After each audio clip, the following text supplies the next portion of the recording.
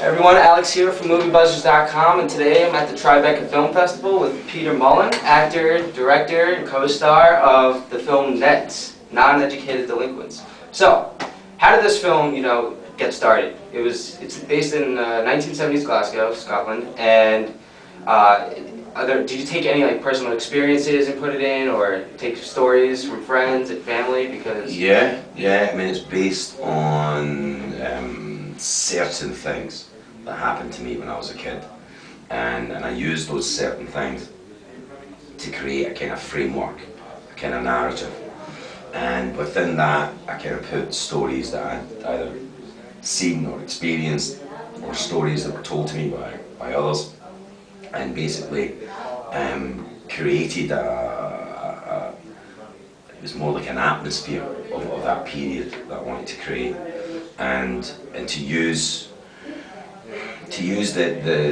my thoughts and feelings about how it is to be an adolescent now, and transpose that to how it was to be an adolescent when I was an adolescent, when I was a kid, and to just examine what happens when you move from the kind of naivety, if you like, of when you're 12, to how it feels when there's that darker period when you hit 14, and ultimately what happens if you take the wrong path, how far are you prepared to go when you embrace the dark side.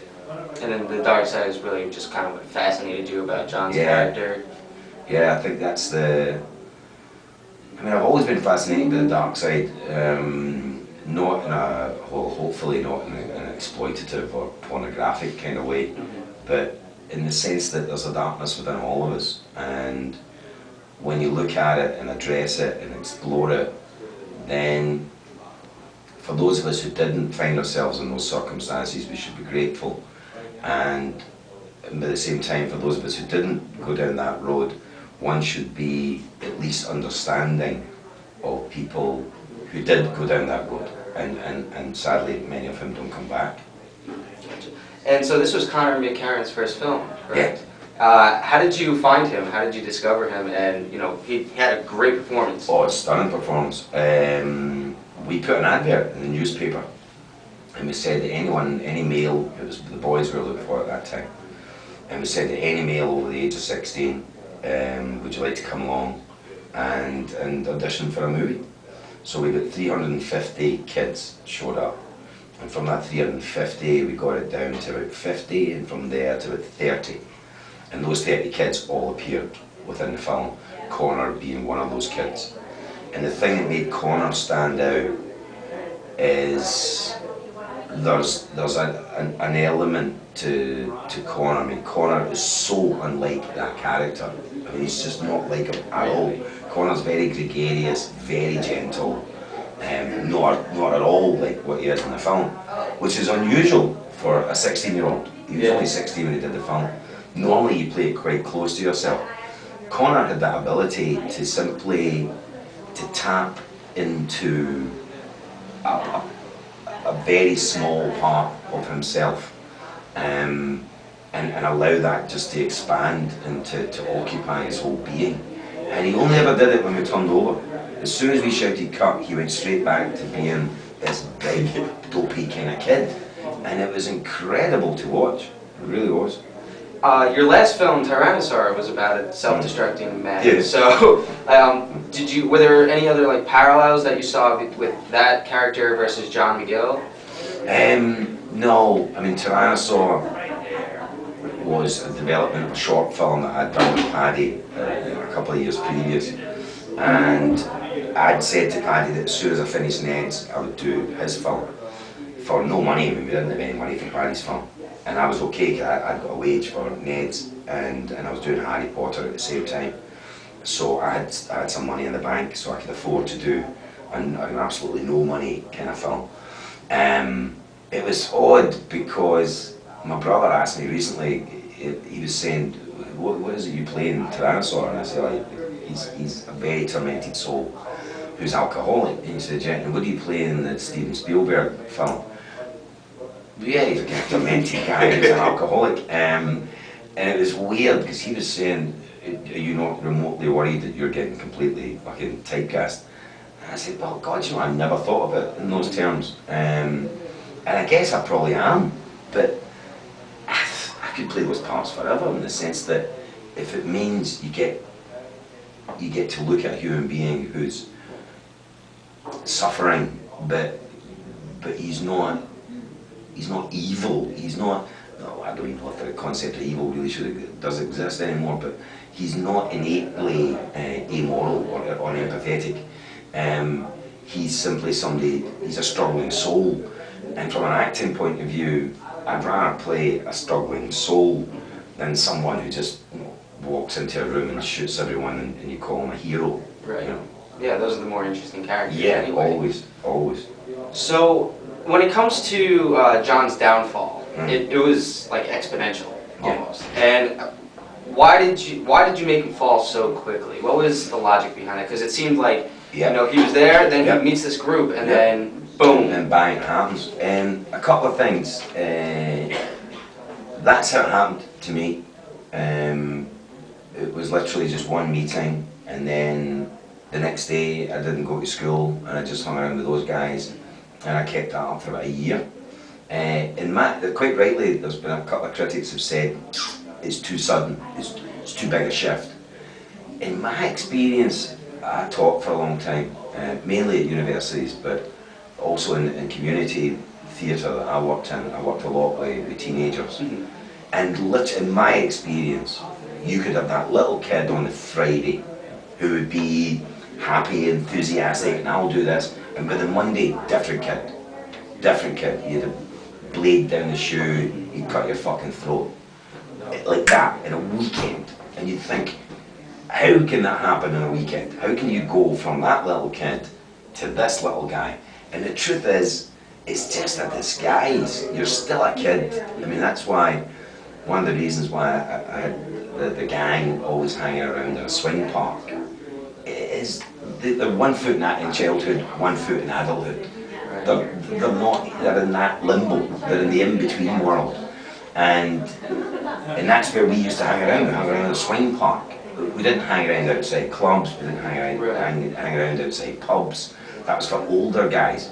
We hang around in a swing park, you know. I mean, sometimes we would go out and there'd be a big, stupid gang fight type thing, and then we'd play hide and seek. I mean, bizarre. Really? Oh, bizarre. We would play hide and seek because we were so hyper, and if we didn't have any money for alcohol or it was glue in those days, we'd play hide and seek. It was just anything to run off that energy. And in my experience, that's more common than uncommon, which is that I think as adults we like to think there's a graded trajectory of development, and it's not the case. It comes, it cuts, it goes. The graph of life is not that or that. It's cut up more. Yeah. It's more fragmented, you know. Gotcha. Yeah, because like I know when I was watching it, and I noticed how it kind of when it was exponential, the change. Sure. I kind of disagree with a lot of those critics because you were watching him being tormented throughout his life. Like were teachers like that? Totally. Because that's enough to make anyone snap. Yeah, the teachers were not bad people. They were kind of worn down. They were probably the first generation of working class teachers in the 70s. The generation before mine, like 10 years older than me, would have had more middle class teachers. We had kind of working class teachers who had gone to university. They'd have been the first to have gone to university. So they went in with a kind of different attitude. For some it was a good thing. They came in with a anything's possible kind of attitude. For others, it was like, yeah, look at me, I'm a school teacher now. I'm a somebody. And they would kind of take it out on the kids, you know, and they were kind of down on everybody. But all teachers at that time used the strap. All of them. I wouldn't hold any teacher personally responsible for that. That was systemic. Everywhere you looked at that time, was violent, the priests were violent, the police were violent, the teachers were violent, your parents were far more violent. So again, that was pretty much a kind of cultural norm, which was the only way to keep kids in line was to strap or physically assault them in some fashion. You know. So, in terms of Benny's character, he didn't have much screen time in the first half. Sure. And he built this he was kind of just notorious. Yeah. What was the reason behind limiting that? It was more about, it's about, the whole film's from John's point of view. There's not a scene that John's not in. So he's the entire movie, he's the author of the entire film. Benny was as much a myth to John as a reality. And I wanted that to be the case for the audience. So you only see little bits of him. And you should ask yourself, well, is he as tough as everybody tells you he is? Because normally, there's so much self-mythologizing amongst kids, particularly kids who are in a gang. You create your own heroes, your own villains, your own sense of order, and mythology plays a big part in that. So, a lot of within the original script, there was more stories were told, and I had to cut them sadly because the film was just too long. But what I liked about the storytelling aspect was that it gave you that sense of these people simply are perpetuating a myth. Gotcha. And the myth is to be the really bad guy in that other gang, or the really bad things that your gang members have done. 9 times out of 10 it's bullshit. Gotcha. It's absolute bullshit. Alright, cool. And I guess just kind of wrap it up, can you quickly just explain the whole lion scene at the end? The lines, when for me, when I wrote it, it made total sense, and it still does. But it's open to interpretation. I wouldn't go too literal on it. What I liked about it, and the reason why it's there, is I wanted an ending where John was, if you like, was moving on into an almost different realm of reality, because he's been through so much. It didn't feel right to bring him right back down to earth. So for me, the important thing is he takes the hand of the person who almost begun his journey. He takes his hand, he shows the necessary compassion, and through non-violent means manages to negotiate through the jungle of life. Ah, cool. Alright. And is there anything you can say quickly about Warhorse at all? Warhorse, I think, comes out December 25th, isn't it? And beautiful script, really nice script, and that's the reason I did it. Not just because it was Stephen directing it, but hopefully it will be really good. I mean, the little bits that the scenes that I was in, and the little bits that I've seen, looks lovely. It's quite old-fashioned. It's a throwback to another type of cinema, a kind of Black Beauty, and a more gentle kind of cinema. I don't think there's very much CGI or any of that kind of business, you know. Alright, well thank you very much. Pleasure, bro. NEDS is premiered at Tribeca yesterday, so you can check it out. Thank you very much. Thanks, man. Cheers.